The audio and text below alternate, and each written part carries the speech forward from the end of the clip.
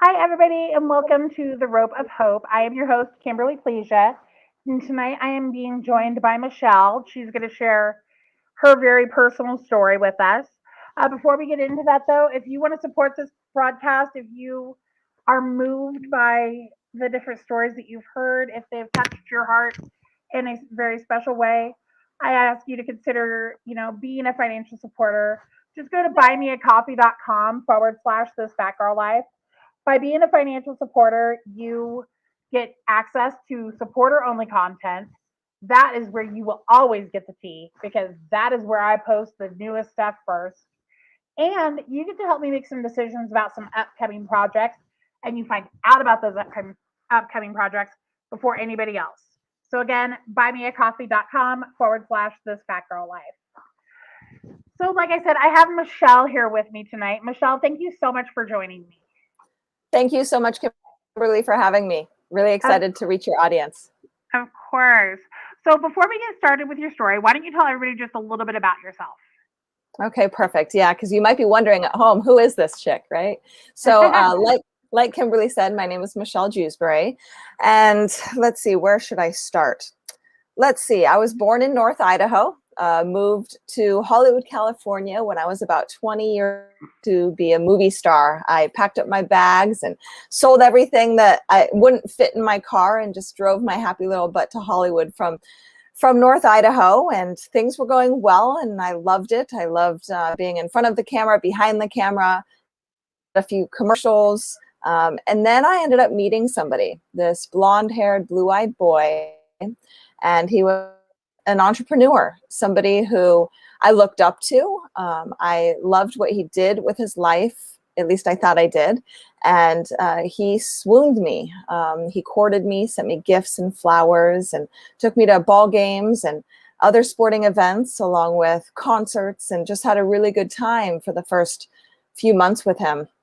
And about 4 months into that relationship, my head ended up going through the drywall. And I didn't understand that that was the beginning stages of a domestic violence relationship.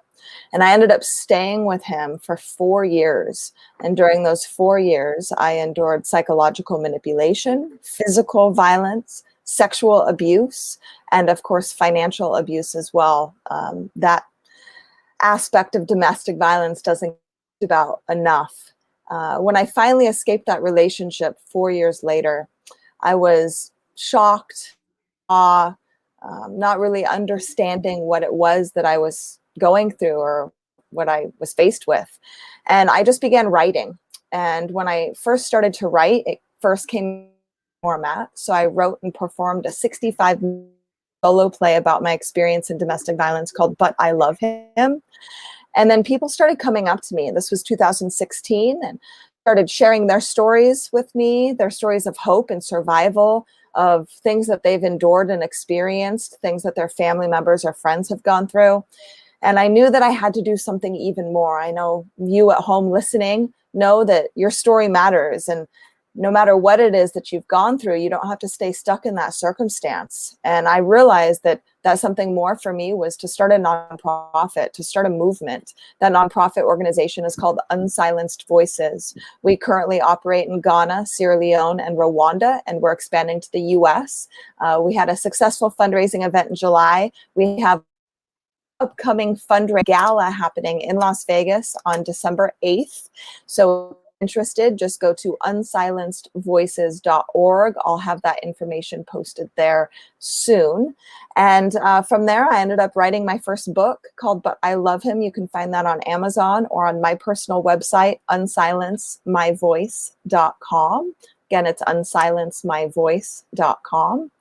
And I've been speaking on stages worldwide ever since. I was speaking in Egypt in March 2020 when the world shut down, which was kind of crazy, and made it back. And I've been on over 100 different virtual podcasts and interviews, and I speak live. So I'm in about 3 different states each month. I'm actually speaking at the Capitol October 1st in DC on a domestic violence rally. So awesome and interesting. And then we help coach people, help people really overcome extreme challenges so you can have the best life that you want to live. And I guide people through a 10-week process to overcome obstacles. And it's an application process to do private coaching, of course, but we really help people turn their experience into either a mission, a movement, a ministry, a nonprofit, or some type of business, which is pretty awesome. And we've got some amazing clients out there right now speaking and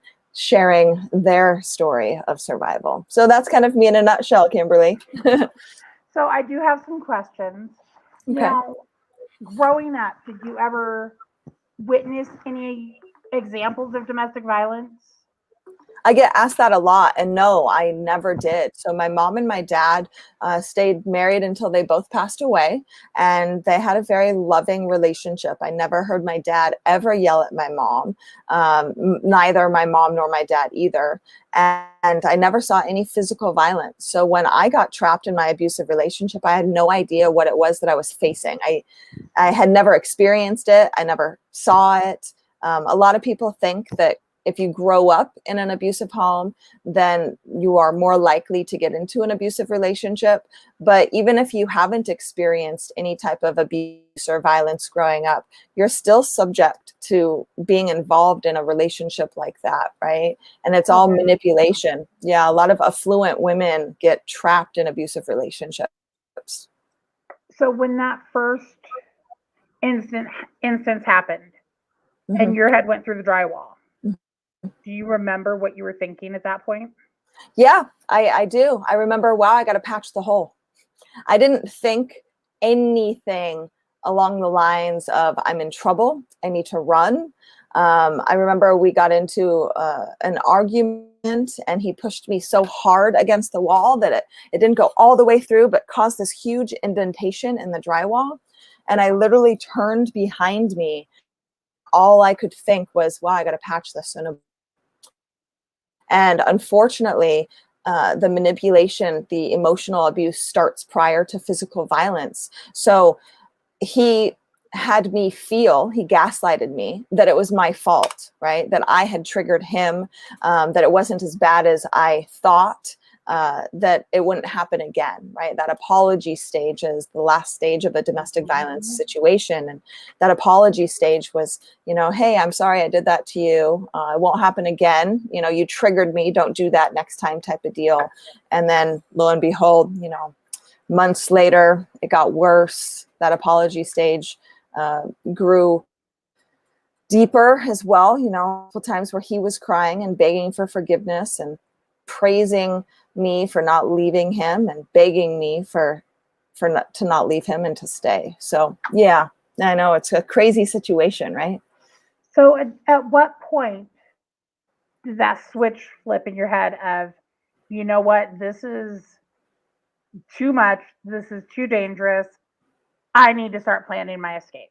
Yeah, so about 2 years into the relationship, after I had been beaten twice over 4 hours, I was in trouble, and I started to plan. And I don't end up talking about this a lot on podcasts, but I'm glad that you asked this question, because the planning stage to get out of an abusive relationship can sometimes take a long time.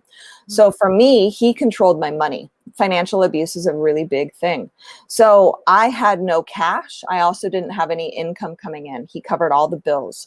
So what I would do is any cash that he had remaining in his pockets of his pants when I was putting away his clothes, things like that, I would keep. I also was in charge of paying our bills. So he had me lease a car under my name and his name that I couldn't afford by myself. And I would make double payments from his account every month for a year to make sure that I was covered to be able to have a vehicle when I finally grew enough strength to leave. So it was a planning process. I started going to therapy. The therapy he thought I was going because there's something wrong with how I treated him. And lo and behold, I was initially going to therapy to help figure out how to break free from this situation. Because typically when people are murdered or have really severe injuries, it typically happens when the victim or the survivor is trying to leave. That's primarily when the victims are killed. So I was very thoughtful. I made sure that I had all of my I's dotted and my T's crossed. But that's kind of how I did that. So when the moment came for you to leave, how did that look? How did that play out? Was it, like you see, there are movies that show, the abuser leaves and then you escape when he's gone, or there are, movies on the flip side that it's a huge fight and you just walk out. He would never let me walk out. There was multiple times where I wanted to leave. A lot of the times he would yell at me and argue with me when I had just gotten out of the shower or something. So I was naked a lot, and he said that you can't leave with any clothes, you can't leave with anything, right? Because everything was. I couldn't leave with a car because it was his car. I remember one time I just wanted to walk out the door and he still wouldn't let me leave. So how I finally figured out how to leave him was when he was at work, right? So if he went into the office, he was home a lot, but when he went into the office or went to do other errands, that's when I would finally be able to free myself and leave. But I ended up leaving like 7 different times before I finally left for good. And that's normal. Typically, it's about 7, 8 different times a victim tries to leave an abusive relationship. And the last straw for me was I had found out about some affairs that he had, and I freaked out. Subconsciously, I was okay with helping him through. This was what I was thinking, helping him through his problems and demons, and me being the punching bag. I wasn't okay with it, but I was willing to put up with that, right, to some level. And then when I found out he was also having affairs and cheating on me, that's when I just kind of lost it. And that's when I also started to understand that this psychological manipulation that I went through caused me to believe that it was my fault a lot, caused me to believe that I had triggered him, and caused me to stay. And at that moment, I knew I had to break free. Now, I'm fortunate in this situation. I'll call my abuser Paul. He let me leave. I said that I was just going to go back to LA and kind of gather my thoughts. And I left, and this time I left for good. And I came back to LA and got myself an apartment with a friend where he didn't know. And I made sure that my name wasn't on utility bills, things like that, so he could never figure out where it was that I was living. And then financially, me back and forth, we would have conversations. I wanted to break free from his grip. So I got a job, but he demolished my credit, $60,000 in debt together, a car together, demolished my credit. And now it's rebuilding, which is good. But my last breaking point where I actually stopped contact with him was in November of 2015. I got a phone call, and there was this girl who her head just went through the window in our bathroom. And that's when I had to make a decision. I had to figure out how to really break free. And at that moment, I had a choice. I could either help her be able to file charges and go against him, or I could continue talking with him, hoping that he would help me out of the financial struggle that he had put me in. And as you can see, I chose to fight. And fighting actually allowed me to be able to take my voice back, take my power back. And, credit was a huge thing for me, like I keep saying, but I knew that my life was more valuable. And I knew that by me speaking up, it could help hundreds of thousands of people. And that's the same for you at home if you're listening and this strikes a chord in you. You know that you're trapped in a situation and you're scared for different reasons, whether it's your children, whether it is financial abuse, whether it is him threatening you that he's going to kill your family, because that happened to me a lot. Just get out, right? And then you can find help. There are a lot of shelters. There are a lot of organizations out there. Definitely file a restraining order. Get this documented with the police so you can break free, because you can. Well, I have just a couple more quick questions for you. Uh-huh. Sorry, my voice is cutting out. What was the scariest moment when you left? Well, when I finally left for good, uh, the scariest was actually that I had remorse. I missed him so much and I wanted to go back. And I remember crying and crying and crying for months and months and months, and knowing that if I went back, that these situations would happen again. And that's when I began writing. And when I began writing, that's when I was like, holy crap, I can't believe that I went through that. I can't believe that when I read it back to myself, that it was me. I mean, there was multiple times that I was really beat. I bring up an incident during Halloween a lot, and this is in my book. And we went to a Halloween party.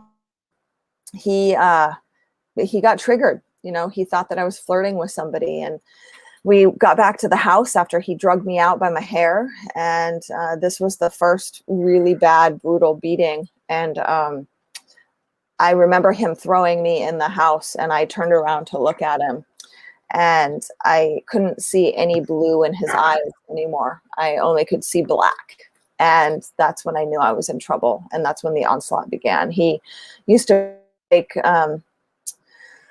lights over me, smash everything in the house, all of the glass. I just remember glass everywhere, holes. There was multiple holes in the walls.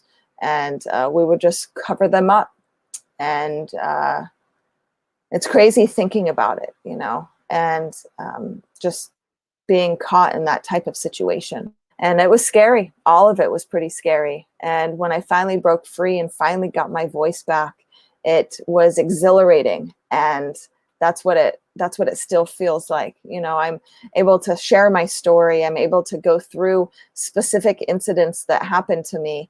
And I'm now able to impact other people because I know there's so many others that experience the same thing. So, on the flip side, what has been the absolute best moment since you got out? I think it's probably the time when I went to Sierra Leone in March of 2020, this past year. And one of the girls that we support, Salyamatu. And in Africa, there's a lot of people who have extreme poverty. And a lot of the girls that we work with have extreme poverty. And when I got there, she had made me some items to wear and had bought me a chicken, right? You know, being from America, what I was going to do with a live chicken, right? But it took all of her savings to be able to give me this chicken and to make me all of these things and items. And it's so amazing that because I spoke up, that I was now able to impact this young girl across the world who was willing to give me the clothes off of her back because of the change that she was now able to see in her own life. So I absolutely love my nonprofit. We have a whole group of people working diligently to make sure that our services are going to be provided here in America as well. But that's really probably the best moment of my life, is just this chicken. And I still have goosebumps. And it was just so amazing to know that your voice can change people all over the world, and just to speak up and keep going. Well, I was going to ask you a final question, but you kind of jumped the gun. I was going to ask you like the most inspiring thing that has been said, but I think you just said it. Yeah. Honest and truly, with your permission, I would like to use that on my page at some point. Oh, of course, 100%. One of my mentors, Bill Walsh, says that social impact is the currency of the future. Now, typically, we join an organization, we start a movement or a mission because of some experience that we've gone through. Your experiences matter. but they don't have to define who you are. You can turn lemons into lemonade. You can become a victor instead of staying a victim. And taking your power back is the most important way to do that. And this organization, if you can help in any way, if you're listening at home, unsilencedvoices.org. We need as much help as possible. A lot of financial donations are necessary in order for us to continue doing what we do. We send thousands and thousands overseas, and we are planning a domestic violence, sexual abuse, and human trafficking awareness tour in the United States next year. So we're going to be in about cities in the US, able to provide education, partnering with other organizations that provide direct services, being able to give a platform for survivors to speak, being able to help with traditional and non-traditional therapies, movement, dance movement, case management, being able to have police officers there so they can help you file restraining orders, help you get back on your feet. And I know there's a lot of shelters out there. One of my former clients, Jamie Wright, who is now a board member of Unsilenced Voices, she was actually living in a shelter when her and I started working together, and now speaking all over the world, trying to change legislation in Texas, was interviewed on BBC and The Doctor Show and many other platforms, and now her voice is being heard, and it's a whole ripple effect, right? So that's what we want. This isn't about me. This is about the ripple effect that we can create together to make sustainable change around the world. Okay, guys. So normally, you heard me do it at the beginning. I ask if you want to support this broadcast. Go to this page.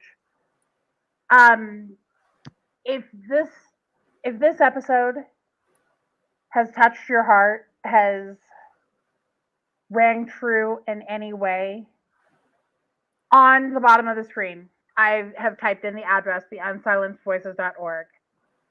So rather than make a donation to help support what I do, I'm asking you to go to her page right now and make a donation, even if it's $5.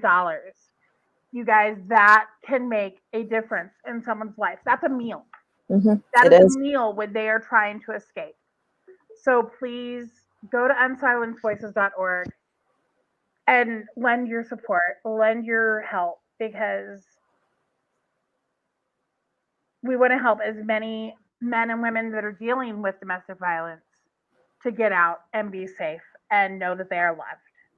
So I'm asking you right now to not support me, which you're not going to hear me ask very often. Don't support me. Support this. Thank you so much, Kimberly.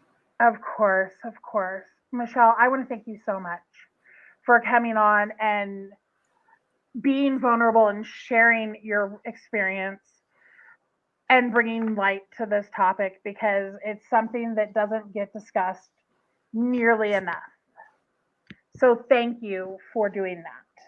Thank you. And thank you to everybody at home. And just remembered, I use a quote often from Finding Nemo, and it's just keep swimming, right? Because that's what you got to do. Just keep swimming, because you can overcome. So Kimberly, thank you so much. Of course, of course. You guys, I hope you have an amazing night. I will see you next week. Bye, guys. Bye.